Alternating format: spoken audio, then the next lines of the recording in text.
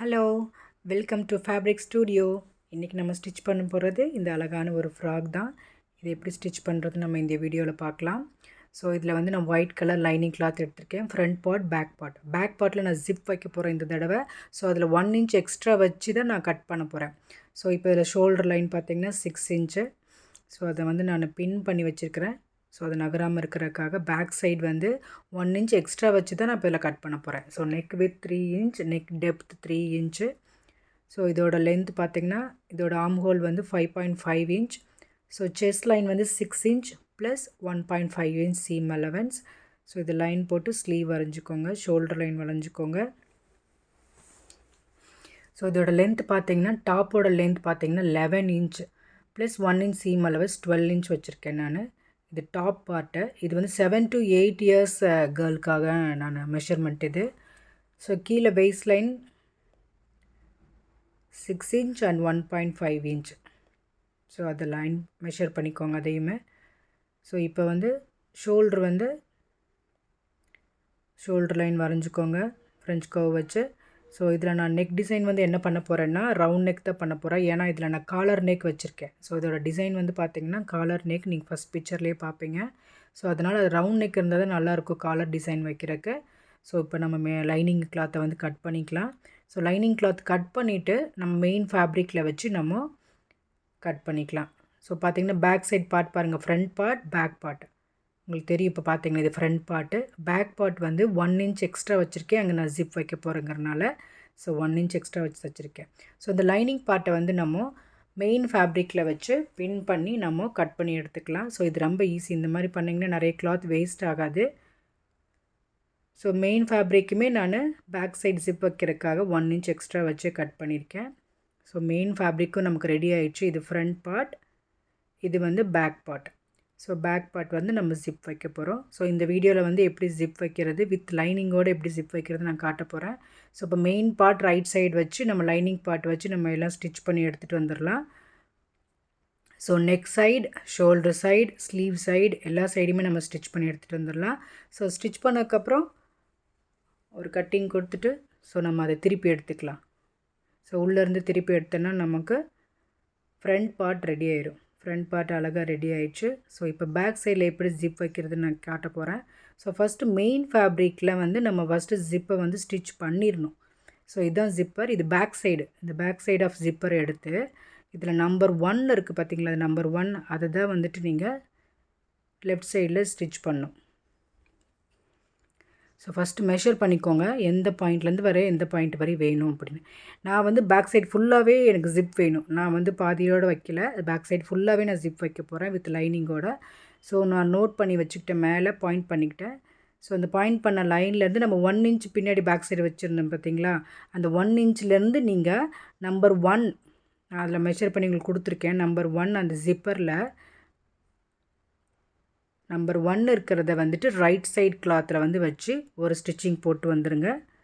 So number 1 இருக்கிறத right and left side, number 1 வந்து left side கிளாத்தில் வச்சு ஒரு ஸ்டிச் போட்டு வந்துடுங்க.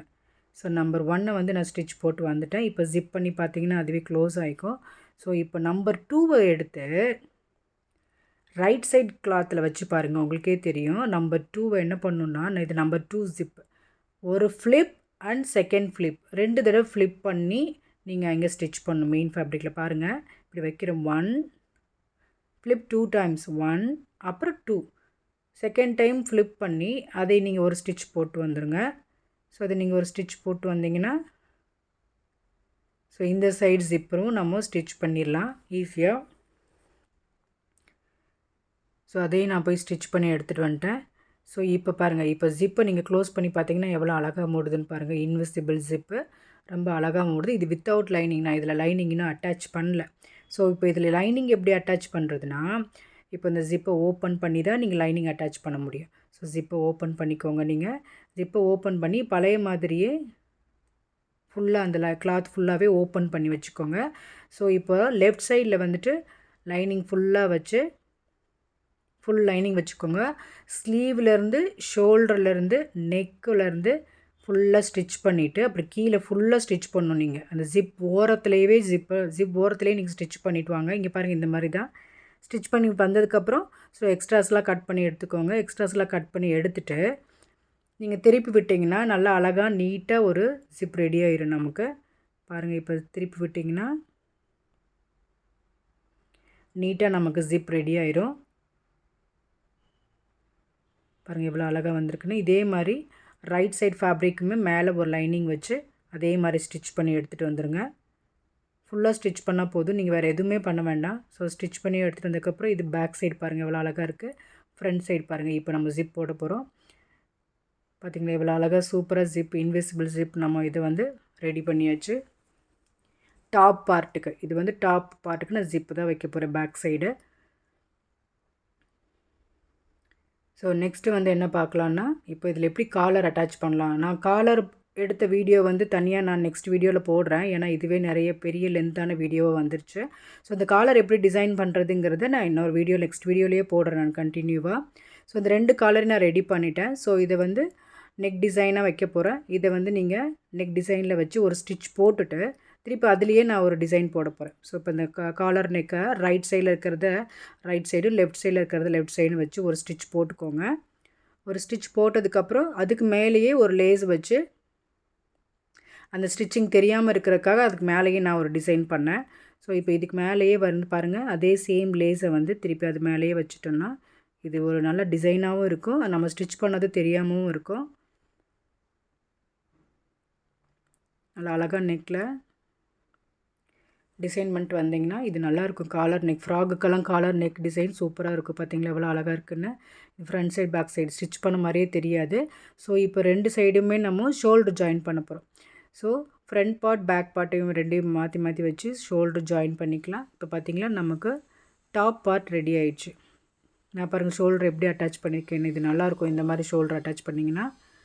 ஸோ இந்த வீடியோ உங்களுக்கு பிடிச்சிருந்துச்சுன்னா லைக் பண்ணுங்கள், ஷேர் பண்ணுங்கள், சப்ஸ்கிரைப் பண்ணுங்கள். நெக்ஸ்ட் வீடியோவில் பார்க்கலாம். Thank you, bye bye.